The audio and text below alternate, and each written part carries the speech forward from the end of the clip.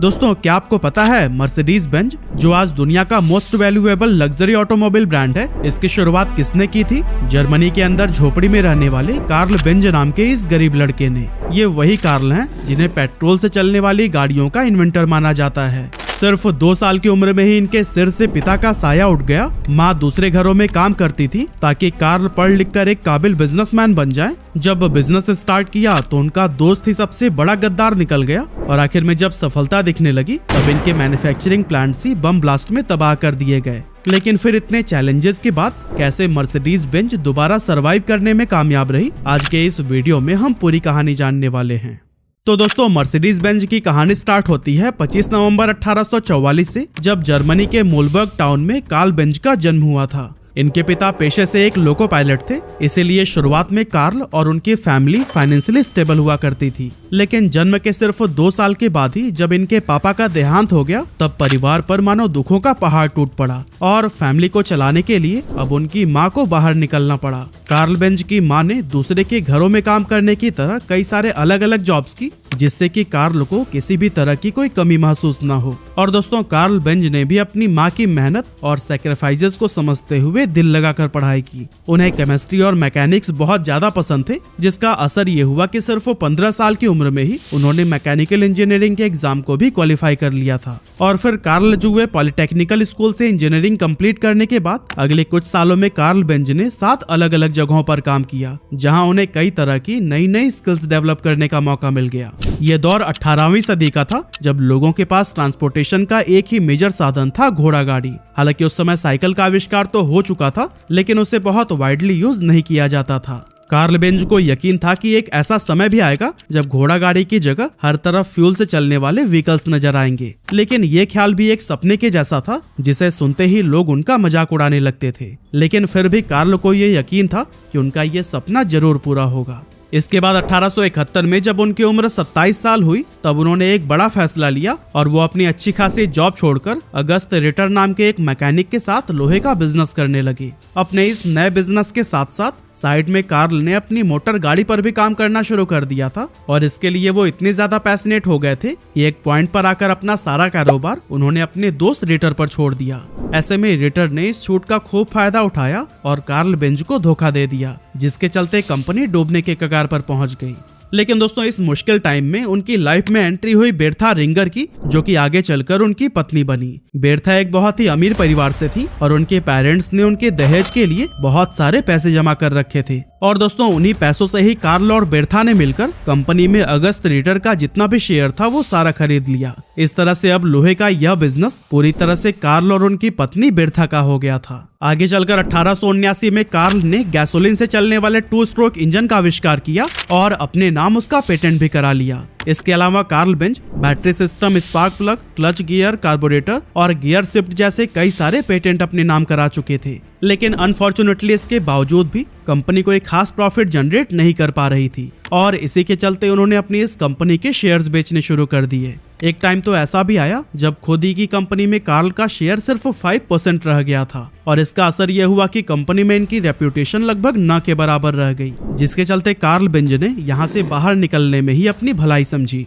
कुछ टाइम के बाद इनकी मुलाकात 2 भाइयों मैक्स रोज और फ्रेडरिक विल्हेम से हुई, जो कि एक साइकिल शॉप के ऑनर थे। और फिर इन तीनों ने मिलकर एक कंपनी की शुरुआत की, जिसका नाम रखा गया बेंज एंड कंपनी। इस कंपनी में काम करते हुए कार्ल को अपने सपने पर काम करने के लिए काफी समय मिल रहा था। इसी वजह से 1885 में उन्होंने एक ऐसी तिपहिया साइकिल बना डाली जो कि गैसोलीन और 4 स्ट्रोक मोटर से ऑपरेट हो सकती थी। कार्ल ने इस तिपहिया साइकिल का पेटेंट कराया और उसका नाम रखा गया बेंज पेटेंट मोटर वैगन, जिसकी मैक्सिमम स्पीड थी 16 किलोमीटर पर आवर। अब इस मॉडल में एक बहुत बड़ी प्रॉब्लम थी कि इसे कंट्रोल करना काफी मुश्किल था, इसीलिए जब इसे डेमोन्स्ट्रेट किया गया तो फिर ये सीधे जाकर एक दीवार से जा टकराई और लोगों ने बेंज का खूब मजाक बनाया। साथ ही लोगों के मन में गैसोलीन से चलने वाली मोटर को लेकर ये डर भी बैठ गया था कि कहीं इसकी सवारी करते समय ये फट न जाए। इसी के चलते इस व्हीकल के बहुत ही कम यूनिट्स बिक पाए और प्रोडक्ट को कोई खास सफलता नहीं मिल सकी। अब दोस्तों ये इवेंट कार्ल के लिए काफी डिमोटिवेट करने वाला था, लेकिन फिर भी उन्होंने हार नहीं मानी और अपने इस व्हीकल को और भी बेहतर बनाने में लग गए। इसके बाद 1889 में उन्होंने अपने उस व्हीकल का मॉडल 2 निकाला और फिर सेम ईयर मॉडल 3 को भी बना डाला। अब क्योंकि पहले डेमोन्स्ट्रेशन के टाइम पर जो हादसा हुआ था उसे कार्ल अब तक भूल नहीं पाए थे, इसीलिए वो इन मॉडल्स की पब्लिसिटी नहीं करना चाहते थे। लेकिन उनकी पत्नी बिर्था को लगता था कि मॉडल 3 हर तरह से परफेक्ट है और इसे डेमोन्स्ट्रेट करना ही चाहिए। लेकिन काफी समझाने के बाद भी कार्ल बेंज इसके लिए राजी नहीं हुए। और दोस्तों इसी बात से ही परेशान होकर एक सुबह बिर्था ने बहुत बड़ा स्टेप ले लिया और अपने दोनों बच्चों को इस मोटर वैगन में बिठाकर अपनी माँ से मिलने चली गईं। और दोस्तों आपको हम बता दें कि यही 107 किलोमीटर की ही जर्नी थी जिसने कि ऑटोमोबाइल इंडस्ट्री को हमेशा के लिए बदल कर रख दिया। रास्ते में जब लोगों ने इस तिपहिया वाहन को बिना किसी घोड़े के चलते हुए देखा तो फिर लोग डरकर भागने लगे, जैसे कि उनके सामने से कोई प्रेत गुजर रहा हो। बिर्था अपनी गाड़ी के साथ जिस भी रास्ते से गुजरती थी वहाँ का दृश्य यही रहता था। रास्ते में कई बार ये गाड़ी खराब भी हुई जिसे बिर्था खुद रिपेयर करती थी और आगे का सफर जारी रखती। मॉडल 3 की फ्यूल कैपेसिटी सिर्फ 4.5 लीटर की थी, इसलिए रास्ते में विस्लोच पहुंचकर उनका ईंधन खत्म हो गया। इसके बाद उन्होंने पास में ही मौजूद सिटी फार्मेसी से एक पेट्रोलियम सॉल्वेंट लिग्रोइन को खरीदा और उसे गाड़ी में डाल दिया। यही कारण है कि सिटी फार्मेसी को आज भी दुनिया का पहला फिलिंग स्टेशन कहा जाता है। इस सफर के दौरान बिर्था ने देखा कि मोटर गाड़ी में लगा हुआ ये लकड़ी का ब्रेक काफी घिस चुका है और सही तरह से काम नहीं कर पा रहा है, इसीलिए उन्होंने इसे रिप्लेस करके लेदर का ब्रेक लगवा लिया, जिसके चलते उनका सफर और भी ज्यादा आसान हो गया। इस तरह से खराब रोड, बार बार बंद होती मोटर गाड़ी और इसी तरह के कई सारे प्रॉब्लम्स को फेस करने के बाद आखिरकार उन्होंने 12 घंटे में अपना सफर पूरा कर लिया। कुछ समय अपनी माँ के पास रहने के बाद बिर्था वापस कार्ल के पास आई और उन्हें मोटर गाड़ी में आने वाली सभी प्रॉब्लम्स के बारे में बताया। और दोस्तों बाद में उनकी फीडबैक से इस व्हीकल को और भी ज्यादा इम्प्रूव कर दिया गया। इसके अलावा बिर्था का ये सफर इतना पॉपुलर हो गया था कि दूर दूर से लोग कार्ल के पास इस मोटर गाड़ी को देखने आने लगे थे। इस पॉपुलैरिटी के चलते कंपनी का इंटरनल कंबशन इंजन भी खूब बिका और फिर देखते ही देखते बेंज एंड कंपनी उस समय दुनिया की सबसे बड़ी ऑटोमोबाइल कंपनी बन गई। 1893 में कार्ल बेंज ने अपनी गाड़ी को बेंज विक्टोरिया का नाम दिया, जो कि उस समय की सबसे लग्जरियस गाड़ी मानी जाती थी। इसके बाद से 1899 में इनकी कंपनी ने वर्ल्ड वाइड 572 कार्स बेची, जो कि उस समय एक बहुत बड़ा नंबर था, क्योंकि उस दौर में ट्रैवलिंग का मेन साधन घोड़ा गाड़ी को ही माना जाता था और इस तरह की मोटर गाड़ियों का इस्तेमाल सिर्फ शाही परिवार या फिर बहुत ही रईस लोग किया करते थे। अब दोस्तों उस टाइम पर कार्ल की एक राइवल कंपनी भी थी जिसका नाम था डैमलर मोटर्स। इसे दो पार्टनर गॉटलिब डैमलर और हेनरी जॉन लॉसन चलाया करते थे और उनकी वो कंपनी भी कमाल के मोटर कार्स बनाती थी। एक्चुअली डैमलर को एक ऐसा इंजन बनाने में कामयाबी मिल गई थी जिसे मोटरसाइकिल, नाव या किसी भी ट्रॉली से जोड़कर चलाया जा सकता था। गॉटलिब डैमलर एक बेहतरीन इंजीनियर होने के साथ साथ एक बहुत अच्छे बिजनेसमैन भी थे, जिनके अंडर कंपनी ने काफी ग्रोथ देखी थी। साथ ही मार्च 1901 में उन्होंने मर्सिडीज 35 HP नाम की एक कार को लॉन्च किया था, जो कि आजकल के कार से काफी मिलती जुलती थी और उस टाइम इसे बहुत ज्यादा पॉपुलैरिटी मिली। यह ऐसा समय था जब दोनों कंपनीज यानी कार्ल की बेंज एंड कंपनी और गॉटलिब डैमलर की डैमलर मोटर्स हर रोज नए नए रिकॉर्ड्स बना रही थी। लेकिन तभी वर्ल्ड वॉर 1 शुरू हो गया, जिसका असर कंपनीज के प्रोडक्शन पर पड़ा और दोनों भारी लॉस में चली गयी। उस दौरान जैसे तैसे करके उन्होंने सरवाइव किया और जब युद्ध खत्म हो गया तब इनके प्रोडक्शन में थोड़ा सुधार होना शुरू हुआ। हालांकि ये सुनहरे दिन भी ज्यादा समय तक नहीं रहे, क्योंकि मार्केट में मंदी की वजह से ये कंपनीज फिर से लॉसेस फेस करने लगी और एक समय तो ऐसा आया जब कार्ल को लगने लगा कि इस तरह से उनकी कंपनी ज्यादा दिनों तक नहीं चल पाएगी। इधर गॉटलिब डैमलर की भी गाड़ियां नहीं बिक रही थी और लगातार लॉसेस की वजह से वो भी परेशान रहने लगे थे। फिर आया साल 1926 जब दोनों कंपनीज ने एक दूसरे के साथ मर्ज होने का फैसला कर लिया। इस तरह से बेंज एंड कंपनी और डैमलर मोटर्स को मिलाकर एक बिल्कुल नई कंपनी की शुरुआत हुई, जिसका नाम रखा गया डैमलर बेंज। और दोस्तों यही कंपनी आगे चलकर मर्सिडीज बेंज के नाम से जानी गई। आने वाले सालों में इन दोनों कंपनीज ने मिलकर कई सारे बेहतरीन मॉडल्स को मार्केट में उतारा और फिर धीरे धीरे आगे बढ़ने लगे। हालांकि इस मर्जर के सिर्फ 3 साल के बाद ही कार्ल बेंज की मौत हो गई, लेकिन फिर भी कंपनी के ऑपरेशंस या फिर उसकी क्वालिटी में किसी भी तरह की खामियां नहीं देखी गयी।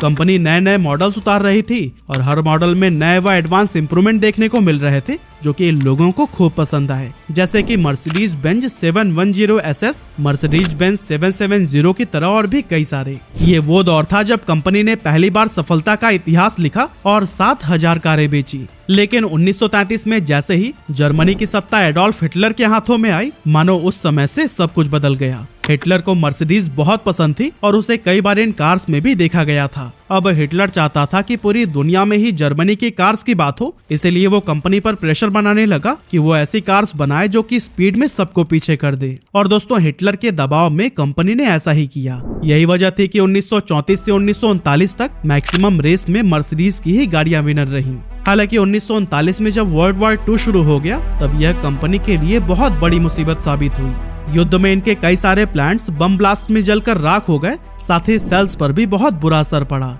इसके अलावा हिटलर ने भी इन पर प्रेशर बनाना शुरू कर दिया कि मर्सिडीज बेंज अपना मेन प्रोडक्शन को बंद करके सिर्फ मिलिट्री फोर्सेस के लिए ही गाड़ियां बनाए। और आपको तो पता ही है कि कंपनी के पास इस बात को मानने के अलावा कोई दूसरा ऑप्शन नहीं था। बाद में हिटलर ने प्रोडक्शन को और भी ज्यादा बढ़ाने के लिए कहा, लेकिन ज्यादातर लोग तो युद्ध में हिस्सा ले रहे थे, इसीलिए कंपनी में वर्कर्स की कमी होने लगी। ऐसे में कंपनी ने बहुत सारी महिलाओं को हायर किया ताकि जल्द से जल्द वेपन्स, एयरक्राफ्ट इंजन्स और सबमरीन्स के ऑर्डर्स को पूरा किया जा सके। हालांकि कुछ ही समय के बाद से कंपनी ने देखा कि वो अपने टारगेट को अचीव नहीं कर पा रहे हैं, जिसके चलते फैक्ट्री के अंदर भारी संख्या में उन यहूदियों को काम पर लगा दिया गया जिन्हें हिटलर ने कैद करके रखा था। एक समय पर तो 63,000 कैदी मर्सिडीज बेंज में काम कर रहे थे, जिस वजह से जब जर्मनी को वर्ल्ड वॉर 2 में हार मिली उस समय इस कंपनी को भी काफी क्रिटिसिज्म का सामना करना पड़ा। इसी के चलते जर्मनी के अलावा जितने भी मैन्युफैक्चरिंग प्लांट बाहर के देशों में थे वो उनसे छीन लिए गए और यहाँ से मर्सिडीज बेंज का फिर से बुरा दौर शुरू हो गया। लेकिन दोस्तों इतना सब कुछ होने के बाद भी कंपनी ने हार नहीं मानी और फिर से एक नई शुरुआत करने का फैसला किया। इस बार ये कंपनी एम्बुलेंस और पुलिस के लिए कार मैन्युफैक्चर करने लगी और फिर आगे चलकर कंपनी ने पब्लिक के लिए भी कई सारी बेहतरीन कार्स को इंट्रोड्यूस किया, लेकिन ग्लोबल मार्केट में उसे अब भी वो रेपुटेशन नहीं मिल पा रही थी जो कि उसकी पहले हुआ करती थी। अब चूंकि इनोवेशन और ड्रामेटिक स्टाइलिंग हमेशा ही मर्सिडीज बेंज के ट्रेडिशन का हिस्सा रहा है, इसीलिए 1952 में कंपनी ने एक बहुत ही फ्यूचरिस्टिक गर्ल विंग डोर वाली मर्सिडीज 300 SL को इंट्रोड्यूस किया जो कि किसी ड्रीम कार के जैसी थी और कुछ ही समय में इसने मार्केट में धूम मचा दी। इस कार की टॉप स्पीड 235 किलोमीटर/आवर थी, जिसके चलते ये रेसिंग ट्रैक पर भी काफी पॉपुलर साबित हुई।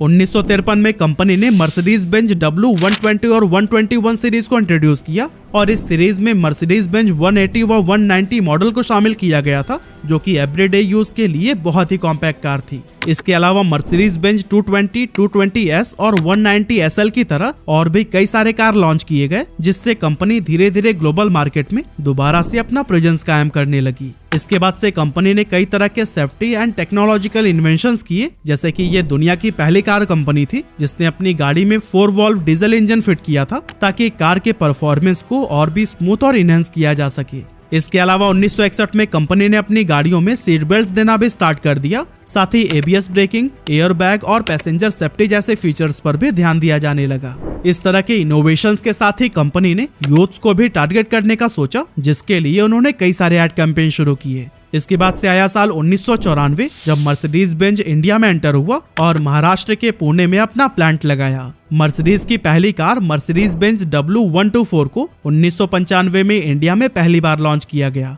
हालांकि ये इस ब्रांड की पहली कार नहीं थी जो कि भारत में आई थी, क्योंकि 1991 में मर्सिडीज बेंज 190D कार, जिसे अब E क्लास के नाम से जाना जाता है, इसे खास जर्मनी से JRD टाटा के लिए भारत मंगवाया गया था। अगर हम फिलहाल की बात करें तो कंपनी इंडियन मार्केट में अपने 26 मॉडल्स बेचती है और दुनिया में बिकने वाले हर 4 मर्सिडीज बेंज में से एक इंडिया में सेल होती है, जिसकी एवरेज कॉस्ट 1.5 करोड़ रुपए से भी ज्यादा रहती है। अगर हम कंपनी की हाईएस्ट सेलिंग मॉडल को देखें तो फिर इंडिया सहित पूरी दुनिया में ही GLC मर्सिडीज बेंज की बेस्ट सेलिंग मॉडल मानी जाती है, जिसके 2022 में 3,42,900 यूनिट्स बिके थे। वहीं अगर हम वर्ल्ड वाइड टोटल सेल्स की बात करें तो 2022 में कंपनी ने 2 मिलियन से भी ज्यादा कार्स को सेल किया था, जो कि इसे दुनिया का highest selling luxury car brand बनाता है। अब दोस्तों आज कंपनी ने मर्सिडीज बेंज की कारों की एक ऐसी इमेज बनाने में कामयाबी हासिल कर ली है कि लोग इसे एक व्हीकल की तरह नहीं बल्कि एक अचीवमेंट की तरह देखते हैं और आज ये लाखों लोगों के लिए ड्रीम कार कंपनी है।